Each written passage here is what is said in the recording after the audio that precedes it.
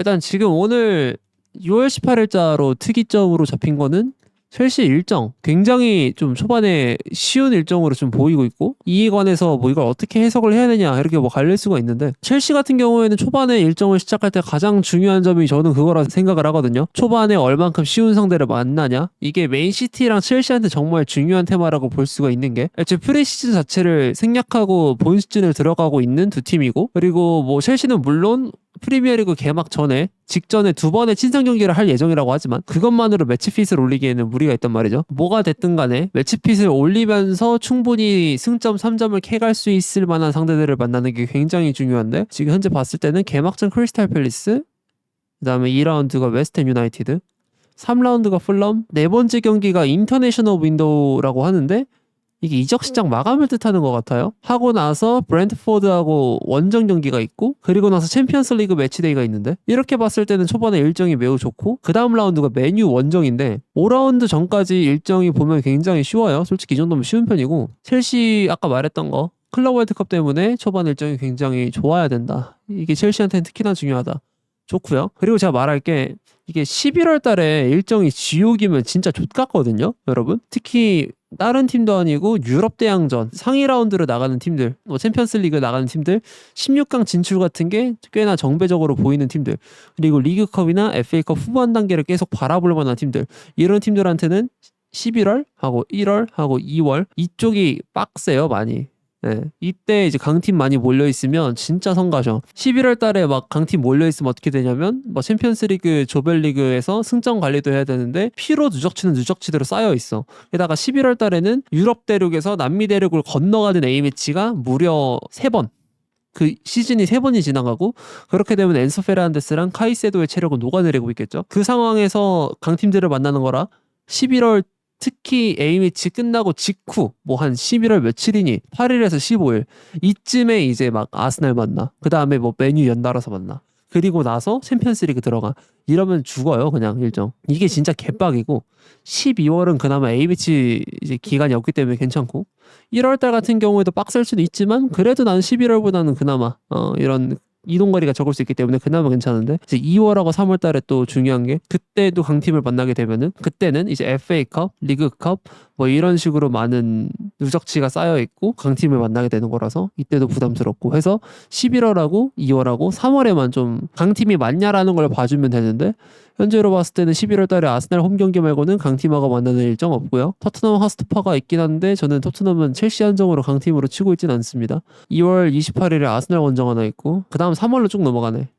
이런 거 보면은 진짜 편하게 잘 잡힌 것 같아, 첼시 일정. 일정 5는 잘 타고 났어요. 뭐 12월 달에 진짜 헬이다, 뭐 뉴캐슬 원정, 아스톤 빌라 홈, 본머스 갔다가 맨시티 원정 갔다가 풀럼 원정 갔다가, 뭐 이게 뭐 헬이라고 하실 수 있는데, 이 정도는 원래 당연히 만날 일정이라고 보여지고, 난 이게 헬이라는 생각은 전혀 안 들어. 그러니까 뭐 힘들 수 있지 당연히. 언젠가 한 번쯤은 겪어야 되는 이런 지옥 일정이라서 뭐 그럴 수 있고, 그래서 나머지 부분은 충분히 괜찮기 때문에, 그래서 나는 이거 다음 시즌 일정 무난한 축에서 조금 좋은 축, 이 사이 정도인 것 같다. 좋다고 확실하게 말하기도 애매하고, 안 좋다고 말하기에는 첼시가 가장 기피해야 될 요소들을 기피를 했기 때문에, 그래서 이거는 난 충분히 괜찮은 일정이라고 보여집니다. 하고 봤을 때 기텐스가 첼시를 아주 많이 좋아한다고 하는데, 다른 팀들한테는 무관심이다, 오직 첼시 행만을 원한다.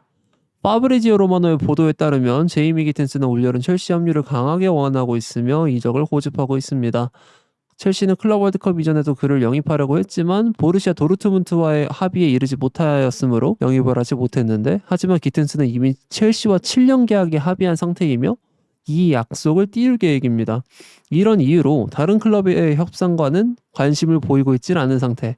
첼시와 도르트문트는 이 20세 윙어에 대해서 여전히 접촉 중이지만, 어떤 거래로든 기튼스가 도르트문트 소속으로 참가 중인 클럽 월드컵 이후에나 이뤄질 수 있습니다. 다시 협상이 있을 것이다. 도르트문트 수뇌부가 기튼스 영입 실패건에 관해서 언급한 내용이라고 하는데, 나는 기텐스 정말 데려오면 괜찮다고 생각하거든요. 근데 그걸 떠나서 첼시 행만 원한다라는 게 참 신기하네. 얘가 첼시랑 연고가 있었던 적이 없거든. 뭐 아스날이 부르면 개같이 뛰어갈 애인 것 같은데 어째서 첼시만을 원하는지. 저 순애라고 포장된 커멘트들에 관해서 되게 의심이 많이 가는데 저렇게 첼시를 맹목적으로 좋아해 주는 거는 첼시 입장에서는 좋긴 해요. 예를 들어서 막 도르트문트 수뇌부가 봐. 그리고 다른 클럽 수뇌부가 봐. 이렇게 되면은 아니 저 새끼 저거 너무 맹목적으로 저기만 가길 원하는데 하면서 첼시 쪽으로 좀 더 쉬운 그림이 나올 수는 있거든요. 되게 좋은 상황이라고 보여지긴 하는데 약간 뭐라 해야 되지? 이유가 납득이 안 된다 해야 되나? 제가 왜 저렇게 하는지 모르겠네. 이거 맨시티 출신 뉴스긴 한데 델랍하고 같은 이유인가? 델랍도 첼시에 온 게 다른 것보다 여기 가면은 내 친구들 있어가지고 적응이 쉬울 것 같아서 왔다는 말도 있거든요. 기튼스도 같은 이유인가 혹시? 야 이게 생각보다 그게 크긴 한가 보네. 그렇다고만 하기에는 맨시티 유스에 있던 시절에 마레스카가 없었는데? 근데 이게 레알 마드리드, 바르셀로나, 미넨이 노리는데도 불구하고 첼시를 고른다 이러면 또 모르겠는데 이게 다른 데에서 그게 없으니까 참. 아 그리고 온스테인 피셜로 아스날이 니코 영입전에서 철수했다고 하거든요. 얘네도 현타가 온 것이야. 야 우리한텐 주금 6억 그렇게 부르던 새끼가 바르샤 만나니까 꼬리 살랑살랑 흔들면서 배 뒤집어 까고 헤헤 웃으면서 주급 3.5억으로 깎고 미친 새끼. 이러니까 이제 현타가 온 게 아닌가. 약간 나름의 내피셜로 돌려보자면 여기서 느낀 거겠지. 아 우린 안 될 새끼였구나. 얘가 6억을 불러준다고 진짜 올 새끼가 아니었을 수도 있겠구나. 이 모든 노력과 이 모든 순애 그리고 모든 짝사랑 이런 것들 다 뭔가 물거품이 되어버리고 현타가 왔겠지. 근데 첼시 또한 그렇다라고 해야 될까? 네, 저희도 현타 왔습니다. 개새끼 이거. 그냥 씨발 애초에 바르셀로나 가고 싶었으면 말을 하지. 씨발놈 이거. 이번 시즌 첼시가 확실히 이런 거 보면은 구단 위상 차이 많이 느끼죠. 뭐 옛날에서도 바르샤랑 레알 상대로는 원래 위상 차이에서 발리곤 했는데 근데 요즘에도 역시 안 되는구나 이런 게 또 느껴지는 부분. 이게 참 구단 위상이라는 게 이렇게 많은 베네핏을 안겨다 주는 것 같습니다. 하위선 사가에서도 느꼈던 게 있었는데 뭐 그리고 첼시가 지금 말릭 포파나 영입을 노리고 있다고 하는데 어째서 이걸 노리고 있는지 솔직히 잘은 모르겠다만 아니 나이가 조금 더 있었으면 좋겠는데 그리고 그 말도 있어요. 아니 첼시 니네는 포파나 성공할 때까지 긁는 거냐. 포파나란 이름이 지금까지 다 망했잖아요. 그러니까 사실 웨슬리 포파나도 성공했다고 보긴 힘든 선수고 그렇다 보니까 이런 포파나라는 이름력을 지닌 선수들이 다 망하니까 그거에 분해가지고 이지랄 하는 거냐 라는 말이 있을 정도로 계속해서 지금 포파나라는 이름에만 포커스를 해나가고 있는데 나이가 근데 사실 뭐 예를 들면은 막 2002년생에 리그왕 20골 뭐 이래버리면 오, 동의, 뭐 이렇게 가겠는데 그것도 아니고 05년생 잃어버리니까 첼시 또 로리콤 패티시 터진 것 같죠? 계속 봐야겠죠, 이거? 뭐 내가 시위한다고 바뀔 첼시도 아닌데? 아, 좀 걱정되네, 진짜. 사이즈도 작고 얘가. 그러니까 나는 다 괜찮아. 사와서 장사할 생각해도 돼요. 그러니까 얘가 1군데스에 들어가가지고 다음 시즌에서 주전으로 기용될 계획만 없으면 돼. 얘를 잘 모르긴 하고 본 적도 없는 건 팩트다만 근데 어린 선수들을 사왔을 때 어떤 식으로 팀이 와해가 될 수 있는지를 첼시가 지난 시즌에 뼈저리게 느꼈다고 생각하거든요. 그런 상황 속에서 저걸 또 데려온다? 이거는 좋게 보기 힘든 부분이라 생각함. 아무리 장기 프로젝트에 관해서 좋게 보고 있는 나라고 할지라도 이거는 이제 슬슬 어느 정도 현실과의 타협을 해야 되지 않을까라는 생각을 해보게 되는데 로리 콤페티시는 로만 때부터 이어왔던 유구한 전통이죠. 맞긴 한데 근데 로마는 그래도 적어도 저 로리콤, 쇼타콤의 대상이 되는 유망주들이 주전이 된 적은 없었던 것 같은데 그렇지 않아요? 주전이었던 적은 거의 없지 않았나? 와가지고 임대 학교 돌리면서 경험 쌓고 와 이런 식으로 이제 무의미한 잡힐 수 없는 희망만 준 채로 계속 임대를 쳐돌리면서 그냥 쓰고 있는 주전만 쓰고 있는 윌리안 아자르 페드로 뭐 이런 선수들만 나오는 뭐 그런 식이었던 것 같은데 영건들이 와가지고 주전을 먹은 케이스 오스카 아자르 그 제너레이션이 마지막일걸요? 말고는 다 망했을걸? 맞긴 하잖아. 어린애들이 와가지고 주전을 먹어서 첼시에서 꽤나 큰 획을 그은 케이스는 그 두 명 말고 없을걸? 윌리안이 왔을 때도 좀 어린 편이긴 했지만 가격이 같다고 치면 가르나초가 낫냐 기튼스가 낫냐 저는 기튼스가 낫다고 보긴 해요. 나는 기튼스가 가르나초한테 실력적으로 밀리는 게 뭔 줄 모르겠어. 그 두 개가 고민이 될 테마인가? 솔직히. 아니, 얼굴이 뭐가 중요해. 아니, 스타성도 되게 중요한 부분이긴 하겠지만 근데 첼시는 지금 실력이 더 필요하기도 하고 그리고 파머라는 케이스를 보면 얼굴에서 도저히 스타성이 느껴지지 않는데 잘하면 스타성이 따라와요. 걔는 오히려 찐따같이 생기고 셀레브레이션을 되게 독특하게 해서 그래서 이제 스타성 걔를 중심으로 한 브랜드 마케팅이 이루어지고 있는데 그런 케이스를 봤을 때는 얼굴이 못생겨도 물론 아닌 경우가 더 많겠지만 브랜딩이 되는 경우가 있기도 해서 스타성을 1순위로 보고 데려오는 것보단 일단 실력을 위주로 보고 나서 그 다음에 그 이상의 미래를 꿈꿔보는 게 가장 중요하지 않을까라는 생각을 해봅니다. 가르나초가 잔류 가능성은 없다시피 한 게 애초에 수익 전환율이 되게 중요하거든요. 특히 메뉴가치 장부 가지고 굉장히 말이 많았던 팀들에 관해서는 되게 중요한 포인트인데 그래서 첼시가 갤러거, 마트센, 루이스 홀 하고 뭐 마이크 골딩이라든가 뭐 그런 유스 자원들 고민도 안 하고 많이 팔아 제꼈던 살로바도 이제 마찬가지의 이유로 방출 대상에 올라갔었고 그런 이유가 있던 건데 근데 가르나초가 사실상 유스에 준하는 수익 전환율을 갖고 오거든요. 10만 유로에 와가지고 6천만 유로에 팔릴 수 있는 재능 수익 전환율이 무려 600배에 달하는 그런 미친 흑자 전환율을 가지고 있는 자원이기도 하고 애초에 지금 메뉴 시스템에 별로 필요가 없어. 그러니까 메뉴 시스템이 343 시스템을 쓰는데 왼쪽 윙어가 필요하냐? 아니 노노노. 어차피 도르구나. 그런 선수들한테 왼쪽 측면을 내줄 것이고 가르나초가 이 시스템에 부합되지 않는 부분을 많이 보여줬고 저도 이제 메뉴가 아모리 감독을 처음 선임할 때 가르나초나 레시포드가 적응 제대로 못할 수 있다라고 말을 했던 이유 중 하나가 이건데 그런 성향의 선수보다는 오히려 메이슨 마운트가 굉장히 부합하거든요. 이것도 전에 말했던 내용인데 역시나 똑같이 아모림은 마운트가 복귀하자마자 그냥 침 질질 흘리면서 쓰기 시작했고 가르나초는 내팽개 쳐버렸죠. 게다가 또 사실 아무리 뭐 레시포드가 깽판을 친다고 한들 정말 팀에 필요한 선수였으면 썼을 거란 말이야. 딱히 필요도 없고 죽음 많고 연병 떠는 새끼 그냥 바로 팔아버린다 이런 마인드잖아. 이해가 돼. 어쨌든 이렇게 정리해봤을 때 가르나초는 여러 부분에서도 팔릴만한 상황인데 재계약 시즌이 다가왔죠. 가르나초 같은 경우엔 계약한 지 꽤 됐으니까. 근데 이 재계약을 굳이 해줄 필요가 없지. 그 말은 즉 이제 바로 지금 팔아야 된다는 뜻이야. 지금 팔아야 가장 타이밍이 적절하다는 뜻이고 또 더불어서 어떤 생각까지 해볼 수가 있냐. 이 선수가 지금 감독과 사이가 괜찮은가? 또 아니잖아요. 감독이 걔를 공개적으로 내보낸다고 말을 했잖아. 많은 이유를 봤을 때 판매 말고는 답이 없는 거지. 그래서 이번 시즌에 가르나초를 팔지 못한다면 메뉴는 이적 시장에서 감점이 확실히 될 수밖에 없다고 생각을 함. 무조건 팔아야 돼요. 팔지 않으면은 좀 이상해. 나도 근데 메뉴 그게 진짜 의문인 게 얘네가 아무리 생각해봐도 나는 스트라이커를 하나 사오고 쿠냐 사왔으면 2선 해결됐고 그 다음에 아마드 디알로를 지금 시스템에 더 완벽하게 부합시킬 생각을 한 다음에 그 다음에 이제 3선 확실히 사오고 센터백 사오고 그 다음에 키퍼 교체 여부 결정하고 그 다음에 돈 남으면은 레프트백 이제 잉여들 말라시아나 루쿠쇼 처분하고 그 다음에 레프트 윙이가 더 좋은 애 데려오고 그렇게 해서 이적 시장을 마감하는 게 가장 1순위지 은베보 포지션에다가 손을 쓰는 게 좀 이해가 안 가긴 하거든요. 더 급한 포지션이 확실하고 그런데 3선은 확실히 후순위로 밀려나 있고 스트라이커 보강은 좋으나 상황은 제대로 안 풀리고 있고 그렇다 그래서 은베모를 스트라이커 자원으로 분류할 수가 있냐? 할 수는 있다만 스위칭 시에 유사시에 스트라이커 자원을 스트라이커 역할을 소화를 해가지고 팀에 도움이 되는 득점을 올리는 그런 형식이 가능한 거지. 클래식한 원톱으로 기용을 해봤을 때 메리트가 있어 보이진 않는데 사실 은베모는 지금 메뉴 계획 속에서 정말 필요하다는 생각보다는 아무리 봐도 그냥 얘 매물 나왔네? 나온다네? 사와야지? 개꿀? 이 새끼 지난 시즌 20골 넣었네? 와 대박 이래서 긁는 것 같거든요. 애초에 우선순위일 수가 없는 포지션이라서 왜냐면 메뉴 지난 시즌에 그나마 사람이라고 볼 수 있는 게 아마드 디알로인데 부페는 그냥 수비형 미드필더로 구분하는 게 가장 맞는 상황이 아닐까.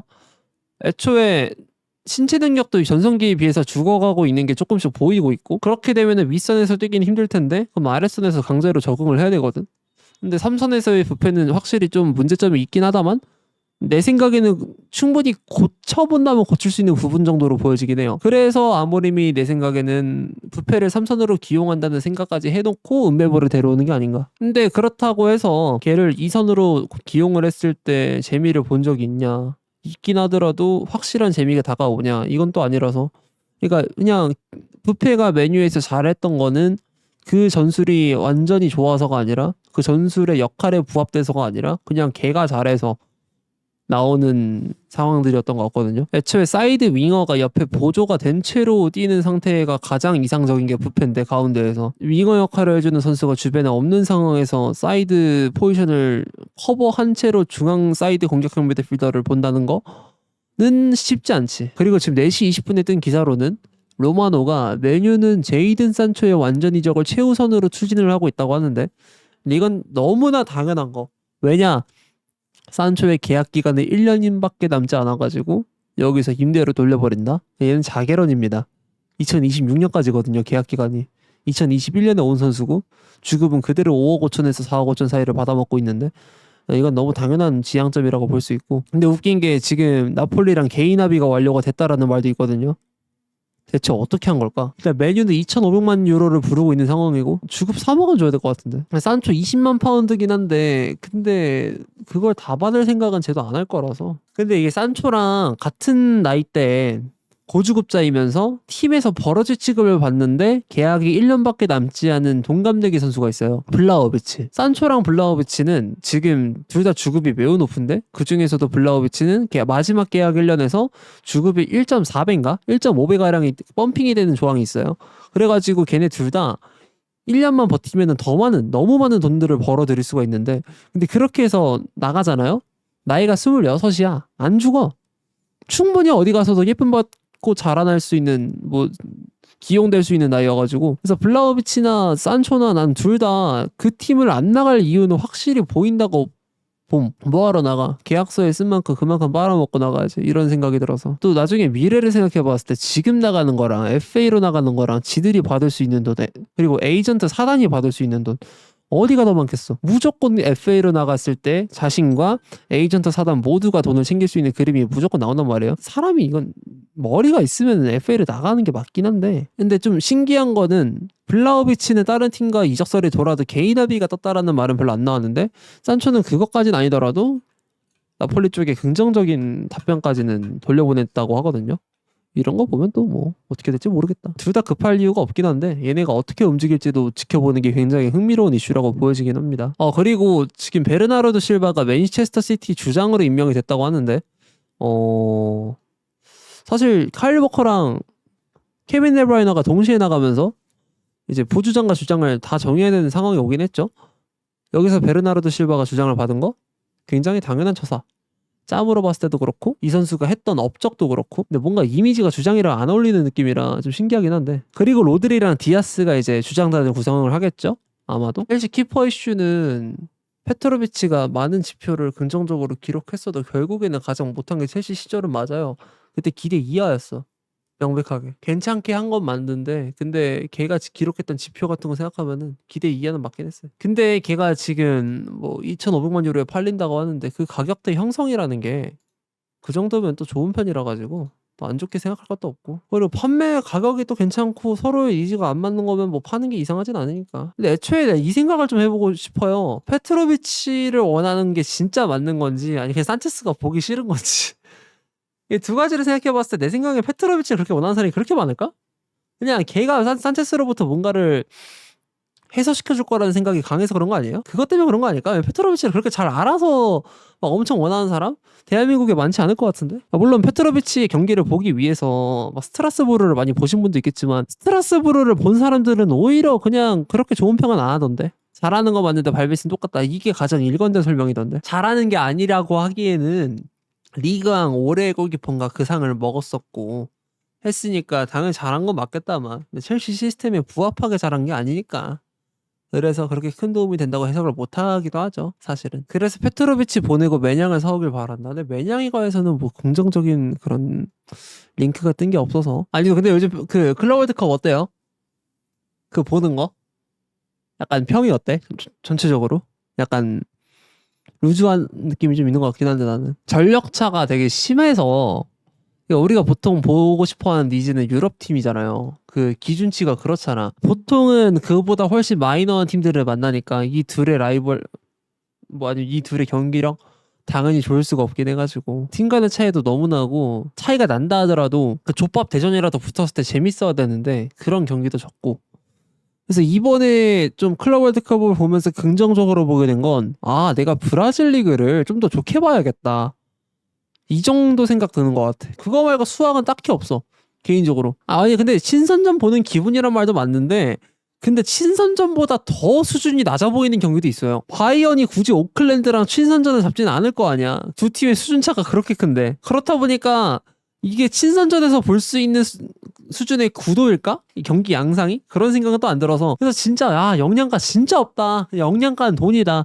왜냐면은 이겼을 때 26억 3천만 원 주고 비겼을 때 13억 1천만 원인가? 뭐 준다고 하니까 그 100만 달러 200만 달러 준다고 하거든요. 그냥 그에 관한 가치 말고는 못 느끼겠어. 그리고 이번에 보니까 울산하고 저기 남아공 팀? 거기는 관중이 뭐 577명인가? 그거밖에 안 왔대요. 그러니까 이게 뭐 놀리려고 하는 게 아니라 대회 흥행을 위해서는 뭔가 조치가 필요하지 않나. 물론 처음이라 그런 걸 수도 있는데 전체적으로 그 티켓 판매 수익 이런 거는 좀 좋다고 하거든요. 예상한 것보다. 근데 너무 비주류 팀끼리 만나면 이렇게 발생이 된다고 하더라고 아예. 근데 그럴만도 한 게 경비 자체가 비행기 값이 개 비쌀 텐데 미국으로 들어오는 게 그죠? 첼시도 나갔잖아. 나간 김에 빨아먹고 와야 돼. 참가 비용 빨아먹고 와야 돼. 이 버블 경제로 인해서 펌핑된 이런 돈들 싹 먹고 도망가야죠. 그리고 보니까 시간대도 유럽에 맞춰져 놔가지고 우리나라 사람들이 흥미를 크게 못 느끼는 것도 있는 것 같아. 1시, 4시에 하면은 새벽? 그러면 유럽 시간대에서 보기 좋은 시간대가 나오거든요. 오후 5시랑 오후 8시쯤 나오는 거니까. 그래서 누가 봐도 유럽 타겟팅을 했는데 공략은 또 미국 시장을 하고 싶으니까 그렇게 한 것 같거든요. 이게 지금은 평가하기 이르긴 해. 근데 앞으로 가서 어떤 평가를 받게 될지가 좀 미지수긴 해. 우승 메리트는 충분한데 그 메리트 빨아먹을 팀은 확실하게 첼시는 아닐 듯? 초대라서 원래 이렇게 주목도가 없는 걸 수도 있어. 지금 봐봐. 지금도 네이션스리그 무시 존나 하잖아. 이런 게 인정받으려면 좀 많이 봐야 되긴 해. 근데 확실한 건 이번하고 그 다음 연도 북중미 월드컵 때 그 북중미 쪽 시장 이제 개척 안 되잖아요? 그럼 피파가 앞으로 북중미 시장 별로 안 볼 듯? 진짜 달콤한 시장은 맞거든요? 축구의 그 뭐라 해야 될까 영향을 별로 묻지 않은 대신에 이 GDP 소비력 자체는 말도 안 되게 높은 그런 시장이니까 거기를 조금이라도 먹어두면 이득이긴 한데 누가 봐도 노골적으로 그 시장을 타겟팅해가지고 들어간 거잖아요. 아시아 시장은 돈이 그렇게 많이 안 될 수 있으니까. 근데 이 자리 싸움에서 못 이게 되면은 피파도 앞으로 미국 시장에 대해서 다시 생각해 보지 않을까 싶은데. 첼시가 경기했던 메르세데스 벤츠 스타디움 거기 있잖아요. 그거 개폐식 동구장. 그거 NFL 경기장이더라고요. 미쳤어. 다른 건 모르겠는데 걔네가 인프라 자체는 개최할 자격이 충분하더라. 비레츠 와서 못하면 어느 정도 충격이냐고요? 셰브첸코랑 비슷하지 않을까? 셰브첸코보다 좀 덜할 것 같기도 하고 충격이 안 된다고 말은 못할 것 같고요. 나는 비레츠한테 진짜 너무 많은 기대를 하고 있고 너무 높게 보기 때문에 나한테는 적어도 그 정도 충격일 것 같아. 물론 예전에 축구를 정말 오래 보신 분들은 내 시각이나 내 얘기가 되게 웃길 수 있겠지만 난 비레츠가 지금 공격형 미드필더 중에서 정말 많이 잘한다고 보기 때문에 못하는 순간이 나온다. 와 할 듯 와 저게 망할 수도 있구나 싶을 것 같은데 나는 비르츠 망하는 그 과정이 상상이 안 가요. 비르츠 저주하는 새끼는 못할 것 같다고 말하는 새끼는 보통 그냥 자기 팀이 안 와서 그런 것 같은데 나는 아니 걔가 부상으로 인한 그 변수도 다 극복을 해보내라 가지고 나는 그 경우에서가 생각이 안 나는데 뭘 해야 망할 수가 있지? 그냥 배 아픈 거야. 인정해야지 뭐. 님은 근데 정리도 못하고 있는데 선수 이렇게 막 쌓아놓고 괜찮다고 보냐고요? 보일리는 합니다. 보일리는 해요. 정치인들과 다릅니다. 공약 지킵니다. 뱉은 말 다 합니다. 진짜 하던데? 나 진짜 23년도 여름에 선수단 정리하는 거 보고 깜짝 놀랐다니까? 보일리 종교라고 말할 수 있는데 다 했잖아 지금까지. 뭘 못했냐 걔가. 스폰서 물어오라 스폰서 물어와. 경기장 그 중축 계획 짜오라 가지고 중축 계획 짜와. 뭐 씨발 사우디에다가 다 선수 사기쳐서 팔아. 정리 일정 자체가 보통 클럽 월드컵 이후에 잡혀있을 거라서. 하베르츠랑 마운트 매각한 게 진짜 크긴 했어요. 나 그게 정말 충격이었어. 첼시 적자요? 장부산 적자 안 나. 첼시 PSR 장부라는 단편적인 지표만 봤을 때는요 3억 파운드가 지금 남아요. 물론 이걸 FFP로 대입해 봤을 때는 값이 많이 달라지긴 하는데 적어도 PSR 내부에서는 그렇게 평가가 되고 있기 때문에 걱정할 필요가 없긴 해. 근데 이것도 좀 약간 억지로 펌핑이 된 지표긴 한 게 호텔 팔고 주차장 팔고 뭐 그런 식으로 했던 거 다 있기 때문에 여성권 술권 팔고 그런 거 팔아가지고 나온 지표라서 좀 많이 과장된 지표긴 한데 어쨌든 PSR 장부로 찍히는 지표 자체는 그 정도가 찍히고 있고 FFP는 이제 부동산 거래 같은 거를 구단의 수익으로 장부로 인정을 안 해주기 때문에 좀 더 삭감된 지표가 찍히긴 하나 그것도 문제되는 선은 아니라고 들었어. 그러니까 문제가 많이 되진 않는다고 들었어요. 그러니까 뭐 지금 징계 수위를 UEFA랑 협의하고 있긴 한데 근데 그게 벌금형으로 끝날 가능성이 높아요. 최근 몇 년간 FFP를 어긴 적이 없거든. 첼시가 FFP를 마지막으로 어긴 게 2019년이야. 그때도 FFP를 어겼다기보단 그거였어. 그 뉴스 임대 40명 돌리고 뺑뺑이 개쳐 돌려가지고 그거 건정성 때문에 내 기억에 그래서 이적시장 1년 정지였나? 이적시장 1회 정지였나? 그거 먹었거든요. 그거였지. 막 수익 건정성 때문에 FFP 먹어가지고 곤란해진 적? 로마처럼? 그런 적 없습니다.